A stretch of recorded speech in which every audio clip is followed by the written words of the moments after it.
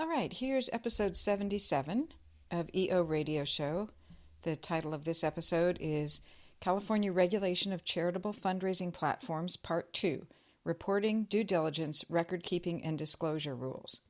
So this is a recording of just me, no guests this time, and I'll start with the cold open and then go into the episode. So here's the cold open. I'm Cynthia Rowland, and this is episode 77 of EO Radio Show. In this episode, I cover the provisions of California's Charitable Fundraising Platforms Law that's found in Government Code 12599.9. These are the rules that are relevant to all covered charitable fundraisers and fundraising platforms that are soliciting in California. So although this is a California law, it is of nationwide interest. The California Attorney General rulemaking on this new law has just become final, and several of the new provisions of Title 11 of the California Code of Regulations, and the acronym being the CCRs, these became effective March 26th of 2024, with additional provisions becoming effective June 12th of 2024 and January 1 of 2025. In episode 76 of EO Radio Show, I introduced the key concepts and definitions for these new rules, and in this episode, I'll cover the details of the reporting obligations and the new rules that apply to these charitable fundraising platforms and platform charities. Okay, so that's the cold open, and now I'll go into the body.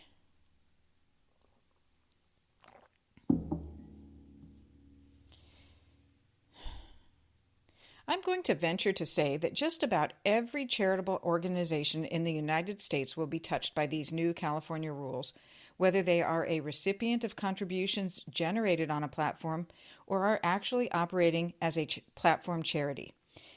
If this topic is new to you, you may want to go back to episode 76 for an overview of the new regulations and to develop an understanding of what is considered a charitable fundraising platform and a platform charity within the definitions of these new rules. The show notes have links to the new rules themselves and to the new reporting forms, which I'll talk about a little bit in a few minutes. Also, if you want to see the specific details of these regulations and the definitions, those are in Title 11 of the California Code of Regulations, Section 314. So, let's, skip back to so. Many different types of business organizations are now partnering with charities and individuals to enable fundraising on a website, mobile device application, computer software application, or other internet-based interactive electronic medium. The users of these platforms include persons who use a charitable fundraising platform to make a donation or recommend a donation to a charitable organization through the use of one of these charitable fundraising platforms. Other people engage in peer-to-peer fundraising through a use of a charitable fundraising platform, and some other ways that individuals engage with these platforms is by making purchases or performing other activities through the use of a charitable fundraising platform that generates donations of funds to other charitable organizations, either designated by the user or by another person or entity. So California law distinguishes these 5 different categories of charitable fundraising platforms, and basically they capture the 5 different types of business models that might be engaged in raising money for charitable purposes. The rules in these new CCNRs are organized around the 5 types, and you need to know your type when preparing the California reports that I'll talk about in a few minutes. So the type designation is important to know. Type A means a website or app that gives a list of charities to receive donations from each donor who uses the platform. Type B means solicitation through crowdfunding campaigns created by platform users who are engaging in peer-to-peer charitable fundraising, or otherwise permitting or enabling platform users to solicit donations or recommended donations made by other platform users for one or more recipient charities. Type C means solicitation through charitable sales promotions, co-venturing, or cause marketing campaigns, where the platform users have the option to select one or more recipient charities to be sent the donated funds from certain of these promotions. Type D means soliciting through charitable sales, promotions, co-venturing, or cause marketing, but here the charitable fundraising platform itself selects one or more charitable recipients. Finally, Type E means those business operations that are providing a charitable fundraising platform to charitable organizations so that they can be private labeled or otherwise customized, and that is subject to a software as a service license agreement between the charitable fundraising platform and the charitable organizations. So this allows the charitable organization to solicit donations made to them from their donors.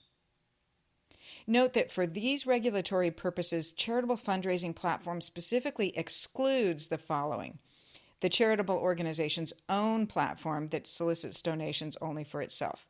So if your charity is offering one of these apps that solicits for itself, that doesn't make the charity a platform charity or a charitable fundraising platform if it's only soliciting for its own purposes.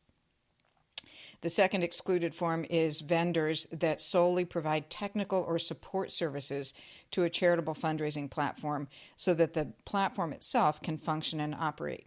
So this includes vendors such as those that are hosting or providing domain services, security certificates, internet access, internet application development, or digital payment processing. But keep in mind that if the vendor also performs, permits, or otherwise enables acts of solicitation on its own platform to individuals in California, it will be a charitable fundraising platform for its own platform. The third exclusion is sponsoring organizations of donor-advised funds as defined in the Internal Revenue Code. So a DAF,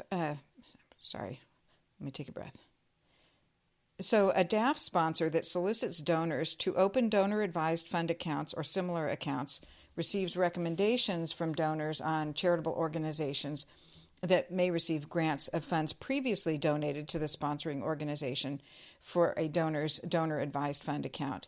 And the sponsoring organization does not list or reference by name one or more recipient charities for solicitation purposes on its platform for the DAFs. If it doesn't do those things, then the sponsoring organization is not a then the organization is not a platform charity. So just your garden variety DAF sponsoring organization is not going to be covered by these new charitable fundraising platform or platform charity rules. We do have a number of episodes on donor-advised fund regulations because this is a highly regulated area under federal law.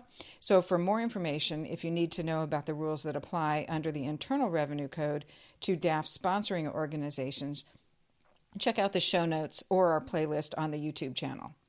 So basically, if you've got a donor-advised fund sponsor, that organization is not going to be a charitable fundraising platform.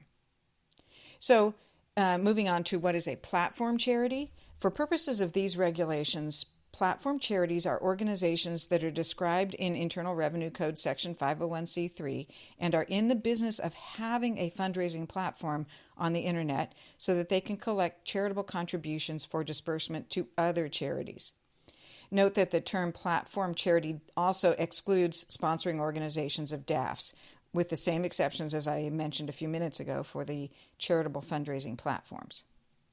So now that we've got the key terms organized in our minds for platform charities and charitable fundraising platforms, let's talk a little bit about the implications of these new rules. There's basically 4 areas to keep in mind when thinking about how these new regulations will impact these platforms.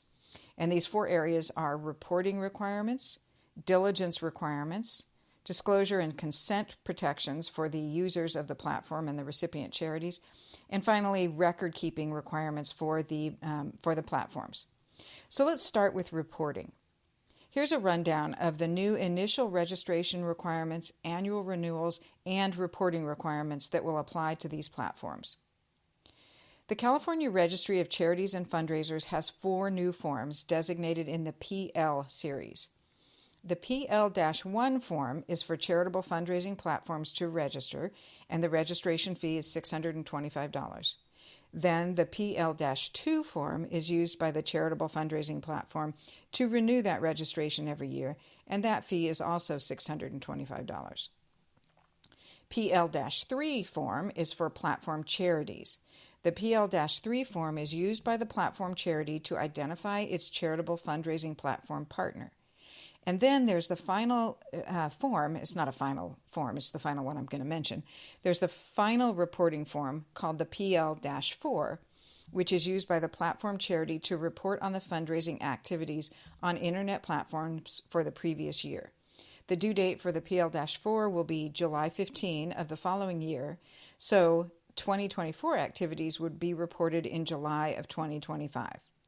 There is no fee required for the PL-3 or PL-4 forms. So these new reports, they're all linked in the show notes, are intended to enable the Attorney General's office to determine whether charitable funds have been properly solicited under these rules, received, held, controlled, and distributed in compliance with these new rules, including but not limited to these forms will provide information. So let me start that whole paragraph over. That's terrible.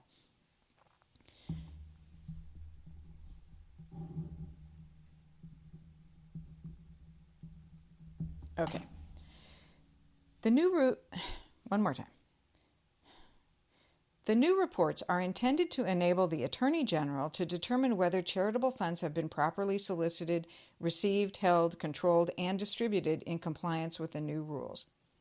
The forms will also provide information on the number of donations made, the amounts raised, the length of time it takes for distributing donations or grants of recommended donations, the fees charged by or through the charitable fundraising platform or platform charity, and other information on recipient charitable organizations or other charitable organizations that were sent or were not sent donations or grants of recommended donations. However, keep in mind these new reports do not require the disclosure of any personally identifiable information about the donors or other persons that are using the fundraising platform. So I'll talk a little bit now about the diligence rules. A really important piece of these new regulations is that the platform charities themselves must be in good standing with the regulatory bodies in California and the IRS in order to engage in charitable solicitation on a charitable fundraising platform. To determine good standing of the platform charity, I'm going to start that over. In addition, the diligence requirements require that the platform charity and the charitable fundraising platforms determine the good standing of each recipient charitable organization. So in order to meet these diligence requirements, the platform may rely on electronic lists periodically published by the IRS, the California Franchise Tax Board, and the Attorney General's Registry of Charities and Fundraisers. Now, moving on to disclosure and consent requirements under these new rules. A platform that allows a user to select a charity to receive the solicited funds, that is, type A, B, or C platform, charitable fundraising platforms, must provide some conspicuous disclosures on the platform to prevent a likelihood of deception, confusion, or misunderstanding by the users. And this disclosure has to be made in a manner that ensures that the platform user will actually see the disclosure before they can complete a donation or select or change a recipient charitable organization. The disclosure to users must have all the following 5 elements. Number 1, the disclosure must include a statement that the donations are made to the charitable fundraising platform or the platform charity, the recipient charitable organization, or let me start number 1 over. The disclosure statement must include a statement that the donations are made either to any of the following: the charitable fundraising platform, the platform charity, the recipient charitable organization, or the person engaging in peer-to-peer charitable fundraising, whichever is the case in that particular situation. So it has to be clear who the donations are going to.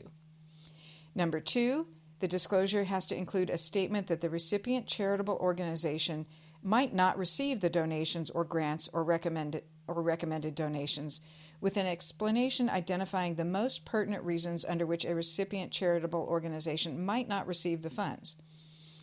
This disclosure, though, is not required when there are no circumstances under which a recipient charity might not receive the funds. The explanation has to be provided through a conspicuous hyperlink, so long as the disclosure is conspicuous when the hyperlink is selected. For example, a charity may fall out of good standing in the intervening time between when the charity is selected by the platform user and the platform checks the relevant database. So this potential that the selected charity might not receive the donation needs to be included in a conspicuous disclosure. The disclosure, the third type of, starting over with the third.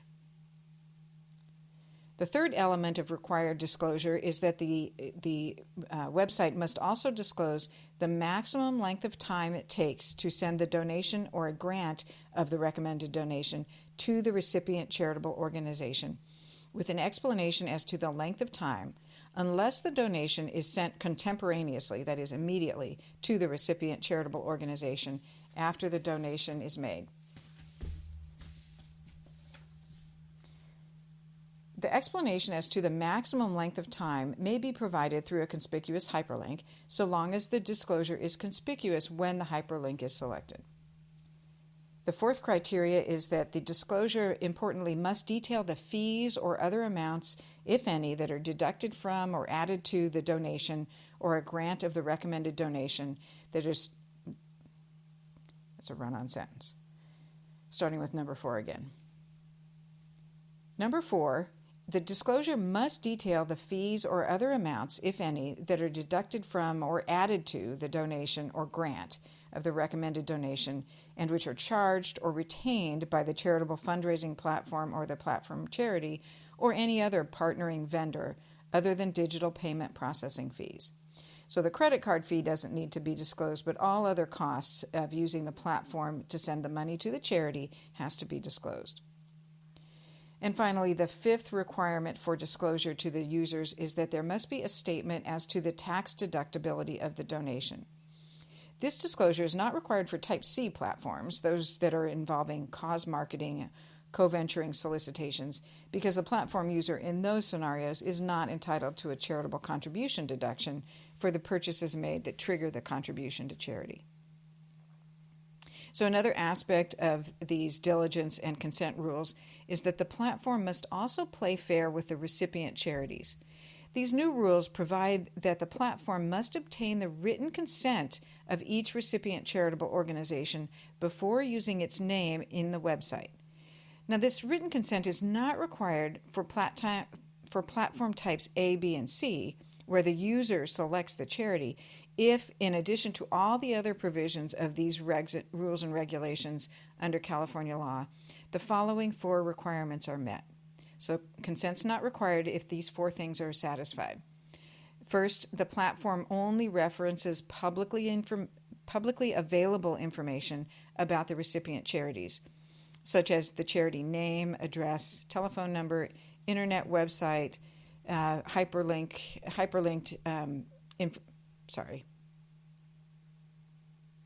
Number 1, the platform only references publicly available information about the recipient charity, such as its name, address, telephone number, internet website, employer ID number, corporation or organization number, or its registration number with the Attorney General's Registry of Charities and Fundraisers.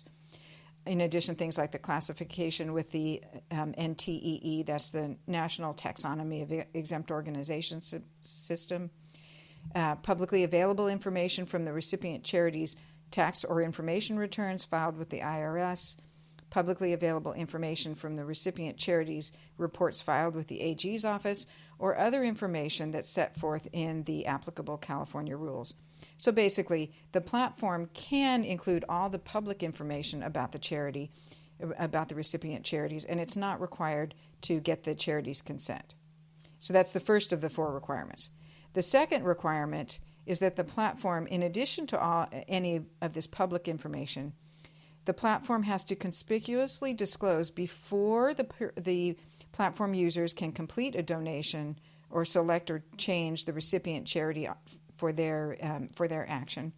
The platform has to conspicuously disclose that the recipient charity has not provided consent or permission for the solicitation and has not reviewed or approved the content generated by persons engaging in peer-to-peer fundraising charitable fundraising. So basically, the platform can't mislead the users into thinking that the selected charity is actually involved in this solicitation.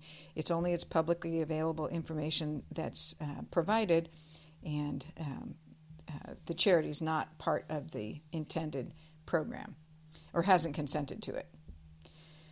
The third requirement is that the platform has to agree to remove any recipient charity from its list or any solicitation regarding the recipient charity on written request from the recipient charity and verification that the request is legitimate. So this does protect the charities from being included on a platform that they find that they don't want to deal with. But the burden is on the charity to ask to be removed as long as these other elements of the consent requirement are met. And then this fourth element is that a platform cannot require the recipient charity to consent to a solicitation as a condition for accepting a donation or grant of a recommended donation.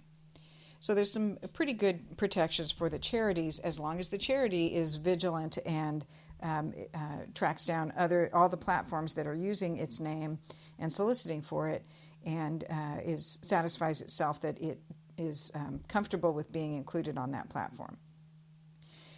So, touching on some notes on the record-keeping aspects of all these new rules. Keep in mind that the Attorney General in California generally has a 10-year limitations period for claims against organizations that are subject to supervision under the government code. So any platforms, that is charitable fundraising platforms or platform charities that are subject to these rules are going to be subject to investigation from the AG's office for about 10 years. So that tells you how long to keep your records. The platforms, of course, will need to maintain documentation regarding the consents and other communications with the recipient charities in order to ensure that they can demonstrate appropriate policies for obtaining consent from the recipient charities and promptly taking off the platform any charities that request removal. The platforms should be careful to maintain copies of the contracts with vendors to solicit, receive, control, process, distribute, and otherwise account for the donations on the fundraising platform, because these contracts must be made available for inspection by the Attorney General. Finally, the rules are very clear that these platforms must protect the charitable funds raised from their own creditors, and they are not permitted to divert or otherwise misuse the donations received through solicitation on the charitable fundraising platform.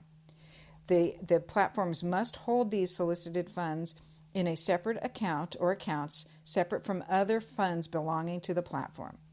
So it's really important to keep in mind that the charitable funds cannot in any event be a source of liquidity for the platform. So that's all for this episode. Be sure to check out the show notes for links to resources on these rules. Also, Farella Brana Martel has a YouTube channel, and there are several nonprofit playlists, so look there for the... Starting over with also. Also, Farella Brana Martel has a YouTube channel, and there are several nonprofit playlists, so look for that link in the show notes as well. I'm Cynthia Rowland, and you've been listening to EO Radio Show, your nonprofit legal resource, brought to you by the Exempt Organizations Group at Farella Brana Martel. If you have suggestions for topics that you would like for us to discuss, please email us at eoradioshow@fbm.com. That's eoradioshow@fbm.com. Thank you for joining us. Until next time, make a difference.